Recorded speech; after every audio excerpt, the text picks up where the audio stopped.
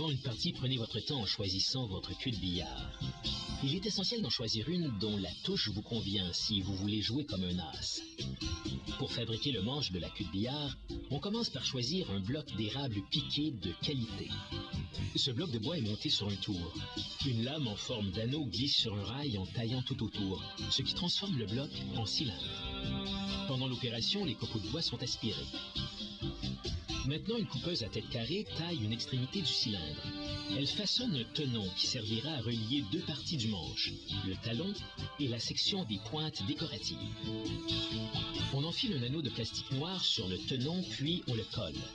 C'est un élément décoratif qui donne aussi peu de stabilité à la queue de billard. Ensuite, on le badigeonne de colle, puis on y fixe un autre anneau. On visse ensemble la section des pointes décoratives et le talon. En serrant la vis, la colle déborde par le joint. La section des pointes décoratives est fixée au talon, ce qui complète l'assemblage du manche. Ensuite, on travaille avec un tour vertical à commande numérique par calculateur. Des lames assistées par ordinateur se déplacent sur des glissières en réduisant chaque talon au diamètre voulu. Ensuite, une autre machine à commande numérique découpe les motifs géométriques des incrustations dans cette section du manche. Le même type de machine taille les pièces mâles qui correspondent aux motifs dans de l'ébène. Un ouvrier extrait les découpes d'ébène et les examine. Il les manipule avec soin parce que ces pièces de bois mince peuvent facilement se briser. À l'aide d'un bâton, on étale un épais mélange de colle époxyde dans la partie femelle des motifs d'incrustation. La composition des ingrédients de cette colle à haute résistance est un secret de fabrication.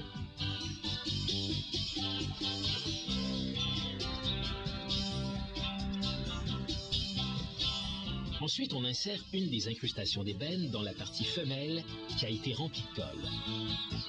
Et on place une incrustation en ivoire synthétique à l'intérieur de celle en ébène. À l'aide de pinces, on l'enfonce dans la colle. On continue d'assembler le motif en ajoutant une autre pièce d'ébène.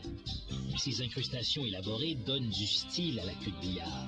L'apparence de la queue de billard peut influencer l'attitude du joueur et lui donner un avantage compétitif.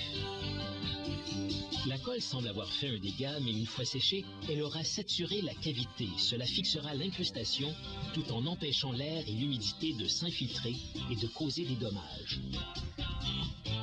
On insère alors de petites pièces de pierre synthétique pour compléter le tout. Puis, on presse sur les pièces avec un goujon de bois.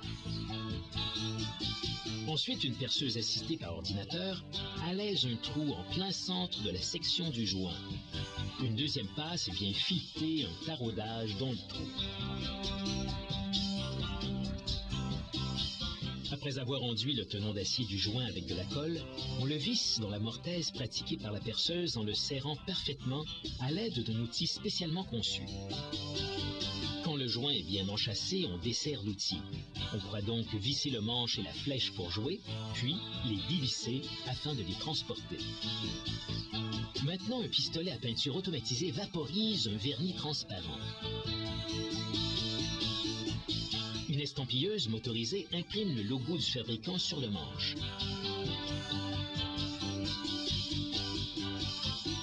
On applique de la colle sur la queue de billard qui est montée sur un tour. On la prépare ainsi à recevoir le revêtement du manchon.